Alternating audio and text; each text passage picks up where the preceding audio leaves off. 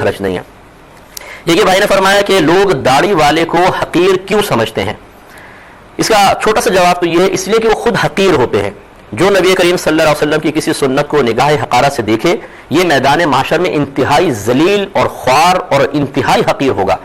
انتہائی حقیر۔ اس لیے کہ اللہ تبارک و تعالیٰ نے اپنے حبیب کریم صلی اللہ علیہ وسلم کے لیے جو کچھ پسند فرمایا وہ سب سے افضل اور اولیٰ ہے، اللہ تعالیٰ کا پسندیدہ ہے۔ جو کسی نبی کریم صلی اللہ علیہ وسلم یا بشمول دیگر انبیاء علیہ السلام کے کسی طریقے کو نگاہ حقارت سے دیکھتا ہے، وہ نہ صرف نبیوں کی توہین کی طرح سے مرتکب ہو رہا ہے بلکہ اللہ تبارک و تعالیٰ کے اوپر بھی زبان اعتراض دراز کر رہا ہے۔ سارے کے سارے نبی داڑھی والے تھے، تمام صحابہ کرام داڑھی والے تھے، تمام اولیاء اعظام داڑھی والے تھے، یہ اچھے نفوس قدسیہ جنہوں نے داڑھی رکھی۔ اب کوئی بغیر داڑھی والا ان کو نگاہ حقارت سے دیکھے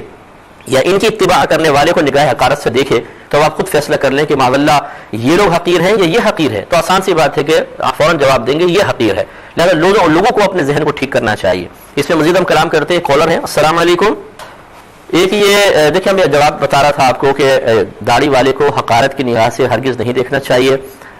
یہ نبی کریم صلی اللہ علیہ وسلم کی سنت مبارکہ ہے، سرکار نے خود فرمایا داڑیاں بڑھاؤ، مونچھیں چھوٹی کرو اور یہودیوں کی سی صورت مت بنو۔ لہذا جو اس طرح بالفرض اپنے دل میں خدا نہ خواستہ داڑھی شریف کے سلسلے میں کوئی حقارت محسوس کرتے ہیں، فوراً سے پیشتر اپنے قلب کا علاج کر لیں، ورنہ انجام بڑا دردناک ہے، یہ اچھی طرح سمجھ لیں۔ لیکن اس کے ساتھ ساتھ میں دوسری طرف یہ بھی گزارش کروں گا کہ داڑھی والے کو چاہیے کہ وہ بھی اپنی پھر داڑھی کا کچھ احترام کرے۔ اصل میں بعض اوقات ہماری حرکتیں ایسی ہوتی ہیں کہ سامنے والا جو ہے وہ حقارت کی نگاہ سے دیکھنے پر مجبور ہو جاتا ہے ایک طریقے سے، یعنی داڑھی میں کنگھا نہیں کرتے ہیں، بال بکھرے ہوئے ہیں، عجیب وضاحت ہے، داڑھی حد سے زیادہ بڑی ہوئی ہے کہ دیکھنے میں بہت عجیب سی لگتی ہے، بلکہ کراہت سی بعض اوقات محسوس ہوتی ہے۔ اب کوئی اس قسم کی حرکتوں کی وجہ سے داڑھی کو حقارت کی نگاہ سے دیکھ رہا ہے تو حقیقتاً وہ داڑھی کو نہیں دیکھ رہا بلکہ ہمارے اس نامناسب رویے جو نظافت سے، سلیقے سے، قرینے سے ہٹ کر ہے اس سے دیکھ رہا ہے، اور اس میں پھر قصور اس داڑھی والے کا ہوگا۔ اس لیے جب نبی کریم صلی اللہ علیہ وسلم نے خود واضح طور پہ فرمایا کہ اپنے بالوں کا اکرام کرو، یعنی ان کی تعظیم کرو،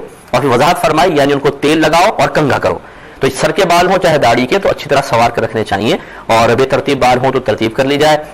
اور بہت زیادہ حد سے بڑھ چکے ہوں تو اس کو تھوڑا مختصر کیا جائے، اتنا مختصر کہ ایک مٹھی کم از کم ہو جائے، اس کے بعد آپ کٹوا سکتے ہیں اور اچھے انداز سے انسان رہے۔ پھر اس کے ساتھ ساتھ اور بہت سارے، اگر مارکیٹ میں بیٹھ کر کوئی داڑھی رکھی ہوئی ہے اور گندی گندی گالیاں بک رہا ہے، فراڈ کر رہا ہے، جھوٹ بول کے اپنا سودا بیچ رہا ہے، تو یہ بھی لوگوں کی طرف سے حقارت والا رویہ اختیار کرنے کا سبب بن جاتا ہے، لہٰذا اس پہ توجہ کرنی چاہیے۔ ایسی بات داڑھی والوں کا گھر میں بہت غلط رویہ ہوتا ہے، بیوی کو گالیاں بکنا، مارنا، پیٹنا، ان کے حقوق ادا نہیں کرنا، ان کو خرچ میں تنگ کرنا، بچوں پہ توجہ نہ کرنا۔ اب اگر کوئی اس کو حقارت کی نگاہ سے دیکھ رہا ہے تو حقیقتاً وہ داڑھی کو نہیں دیکھ رہا بلکہ اس کے اعمال و افعال کو دیکھ رہا ہے، اس پر بھی ہمیں توجہ کرنی چاہیے۔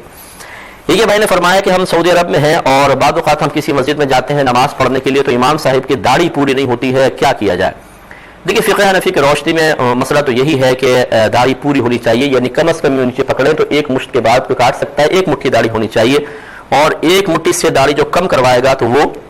گناہ میں شمار ہوتا ہے۔ لہذا آپ کو کوئی اور مسجد تلاش کرنی چاہیے، کوئی قریبی مسجد ہو تو آپ وہاں پر جا کر جہاں کا امام پوری داڑھی والا ہے وہاں پہ نماز پڑھیں، اور اگر بالفرض ایسا کوئی بھی نہیں ہے آپ کے اطراف میں یا بہت دور ہے کہ آپ کو حرج محسوس ہوگا تو پھر اگر وہ امام صحیح ہے تو اس کے پیچھے آپ کا مسئلہ عقیدے کے لحاظ سے دیگر اعتبار سے صحیح ہے تو آپ ان کے پیچھے نماز پڑھ لیں، لیکن بعد میں کبھی آئندہ زندگی میں موقع ملے تو اس نماز کو دوہرا لیجئے گا، یہ بہت بہتر ہے۔